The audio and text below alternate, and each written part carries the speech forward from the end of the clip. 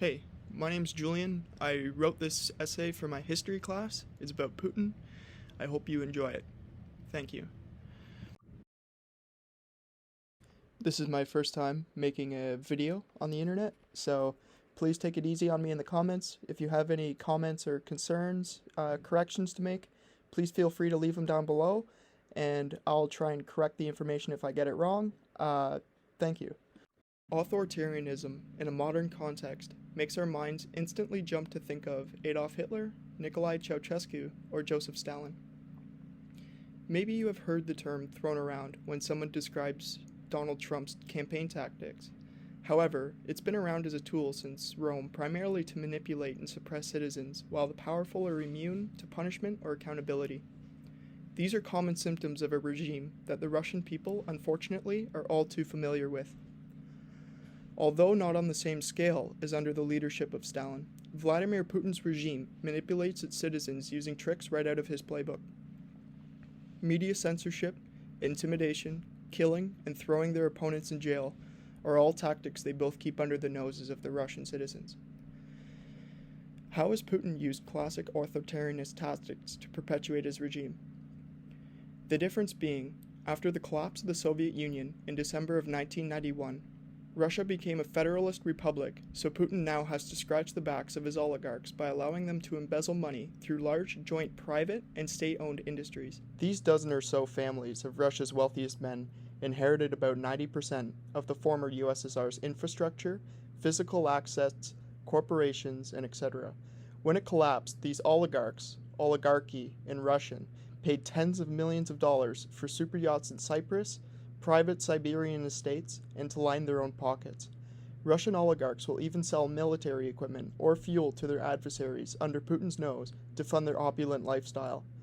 But if an oligarch steps too far out of line or isn't loyal to the Kremlin, they either get put away for life in a Russian jail for embezzlement or they mysteriously die. The mechanism that is the hierarchy of Russian power is lubricated by corruption.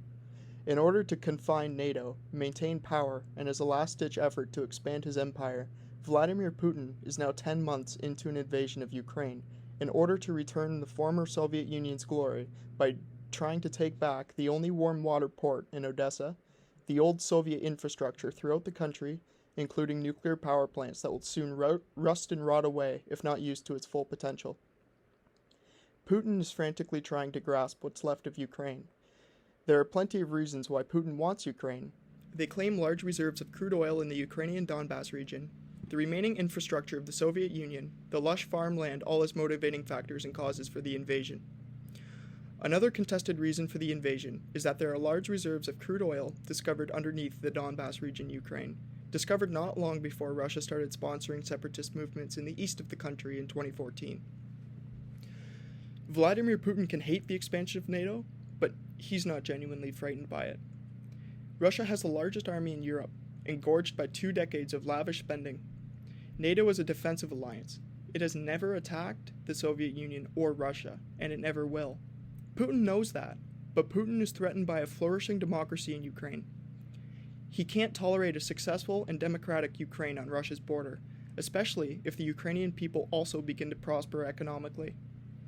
That would undermine the Kremlin's own regime stability and proposed rationale for autocratic state leadership. Yeltsin himself stated that what is also very important is that we are creating the mechanisms for consultations and cooperations between Russia and the alliance, meaning the Warsaw Pact, and this will enable us, on a fair, egalitarian basis, to discuss, and when need be, pass joint decisions on major issues relating to security and stabilities, those issues in those areas which touch upon our interests. Meaning that many of those who blame the current conflict on NATO overlook the fact that in the 30 years since the end of the Cold War, Moscow's rejection of NATO expansion has veered in different directions at different times. However, the conflict in Europe has not happened on this size or scale since the Second World War. With a population of 145 million citizens, incorporating 172 nationalities, and an area covering 170 square million kilometers, Russia is one of the largest and most ethnically diverse multinational federations in the world. This culturally and linguistically diverse population and the giant swath of land modern Russia encompasses takes a central federalized government, not ideal to govern the entirety of the country. However, because Putin became president in the year 2000 after Yeltsin resigned due to health problems, he will jump between the role of president and prime minister of Russia between himself and his loyal United Russia actor, Dmitry Medvedev. This is because the Russian constitution allows a president to be in office for only 2 terms of 6 years. The biggest internal threat to Putin is disapproval by his own citizens. Even through demonstrations led by said disgruntled citizens can result in arrests and in jail. Demokratizatsiya, or the Russian for democratization, is the title of a peer-reviewed article written to cover the changes of the late Soviet Union and post-Soviet states since 1985. This academic journal suggests that 4 factors that thwarted the consolidation of federalism and democracy in Russia. The War of Constitutions and the development of contract federalism, referring to the period from October 1991 to October 1993, there was a fierce struggle for power between the Russian presidency and parliament. Taking advantage of this period of political turmoil, a number of republics were able to ratify radical confederalist constitutions, which granted themselves considerable power of political and economic autonomy. The weak legitimacy of the Constitution itself, due to many Russian citizens living in modern Russia today, don't consider themselves Russian. Those who live in the old Soviet bloc countries that have since been annexed by Russia after the USSR collapsed have people living in those areas, although speaking Russian along with their native language, don't always recognize or strictly adhere to the Russian constitutions, culture, or way of life. Another threat to Putin is now succession.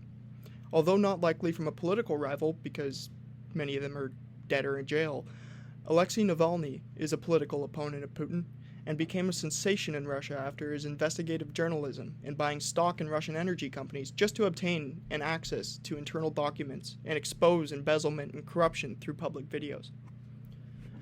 Although Navalny is using investigative journalism to expose Putin and his oligarchs for blatant disregard of Russian law, Navalny has almost lost his life to this cause. During a domestic flight, Navalny was poisoned using Novichok, an old nerve agent developed by the Soviets but delivered directly at the hands of Putin. Navalny spent over a year in Germany, recovering after the attack. However, during his time abroad, he published a full documentary specifically targeting Putin and how corrupt. The documentary includes close drone shots and a full layout of Vladimir Putin's opulent Black Sea estate, all while demonstrating through videography the methods of corruption used by the officials he exposes. Not only has Navalny himself proved that he has been poisoned by Putin's henchmen by obtaining a confession by the person who poisoned him, but made a full documentary-type video documenting the whole ordeal. Navalny has made his whole campaign focused on exposing the corruption and scandals in Putin's regime to try and destroy his reputation. Navalny was arrested and thrown in jail when he returned to Moscow from the hospital in Germany where he recovered from the poisoning. Navalny was arrested for leaving the country while on parole from previous charges he received for previous political disobedience. Support for Navalny in Russia and abroad was really gaining traction before and even after he was put in jail. However, the trending topic of politics in Russia is now focused on the special military operation in Ukraine. The invasion of Ukraine was supposed to be quick and swift, just like Napoleon. Putin tried overwhelming Ukraine with speed and numbers in order to try and capture Kiev, but fierce, unexpected resistance, terrible logistics, and ancient equipment allowed the Ukrainians to counterattack incredibly effectively. The war in Ukraine went from a failed attempt at a hostile takeover and now is a slow battle of attrition. With artillery, tanks, guns, and ammo being supplied to Ukraine by NATO, Russia will have to ramp up production of weapons or risk losing the war due to being unable to sustain such heavy losses. To prop up the Russian army, Putin has Wagner Group mercenaries fighting for him in Ukraine, which directly contradicts the Russian constitution. Not only are private militants forbidden in Russian doctrine, these combatants in Ukraine are committing atrocious war crimes. The damage done by Vladimir Putin's regime is incredibly far-reaching. Prisoners of war being executed, villages being robbed, pillaged, civilians being tortured and killed, and the continuous shelling of hospitals, schools, and nurseries. All at what cost? To denazify Ukraine? The reason why the Russian state can get away with such atrocities is because of Russian threats to escalate the conflict and use nuclear weapons. Russia has a no first strike policy in their doctrine. However, because the Kremlin now recognizes eastern Ukraine as Russian territories named Luhansk People's Republic and the Donetsk People's Republic, the Kremlin sees the pushback of Ukrainian forces as an invasion of sovereign Russian territory just to justify a nuclear response. This fear of escalation is keeping the conflict in Ukraine to a tit-for-tat standstill. However, this long drawn-out conflict could really end in a sovereign Ukraine, free of any Russian influence, for what is arguably the first time in the country's history. When the Soviet Union collapsed, Kiev was still loyal to Moscow, even after inheriting the third largest nuclear arsenal in the world. The only reason why Ukraine gave the Russians back their weapons is because of a non-aggression agreement made between the two countries. It's not every day that a nuclear arsenal falls into a country's lap. Yet this is exactly what happened in the USSR dissolved in 1991. And Ukraine inherited the globe's third largest catch, with nearly 4,000 strategic and tactical weapons. For officials in the newly independent nation who had never grappled with nuclear management, the challenge was both daunting and intriguing, but ultimately overwhelming, as Kiev transferred all its warheads to the Russian Federation. Viktor Yanukovych, the president of Ukraine before Vladimir Zelensky, fled the country after mass protests, making Vladimir Zelensky the first real prime minister of Ukraine, without the same kind of Russian influence that the country had before. However, now that the Kremlin and Kiev don't have friendly relations, and with the majority of Ukraine's people wanting to someday become part of the European Union, Russia fears that without any intervention, prosperous, democratic Europe and NATO will essentially just be at Putin's back doorstep. Not only is this a major threat from a tactical standpoint, it also presents new threats to Putin's regime. Relevance and approval for Putin and his practices could be influenced by the growth of Russia's European neighbors. Putin's loyal friend Alexander Lukashenko, the president of Belarus, who has been in power since 1994, leads his own authoritarianist regime that by Western standards might as well be a puppet state acting on behalf of Russia. From coordinated troop movements and preparing staging grounds of invasion into Ukraine from Belarus, and hosting many variants of weapon systems that fire directly into Ukraine, Belarus is acting directly on behalf of Russian interests. In effect, the relationship between the two countries is an anti-democratic alliance aimed at insulating Belarus from political reforms.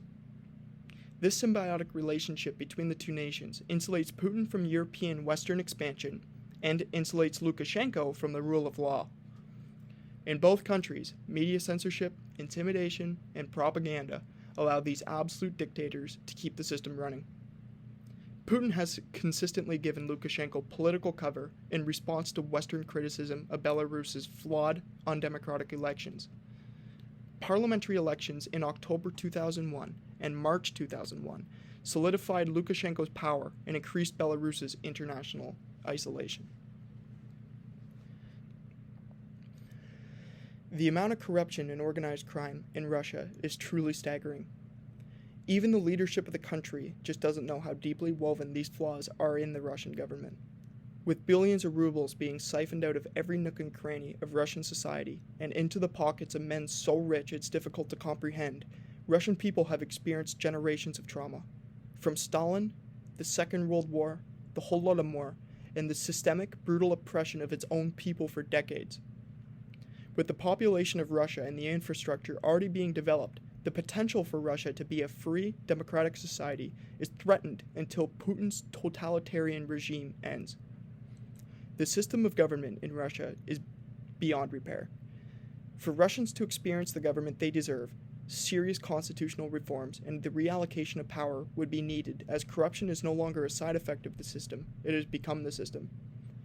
When comparing Russia to the international community, the threat of Russian aggression of sovereign nations has never been higher. Even during the Cold War, there was no room for expansion due to tense post-war NATO attitude in Western Europe. Even with large Even with large international organizations dedicated to defending Europe and helping victims of authoritarian governments, the threat of aggression, Putin has so far remained untouchable. As far as Russia being held accountable for their actions, from war crimes in Bucha to the annexation of Crimea, Russia is a serious threat not just to Ukraine, but to the whole international community.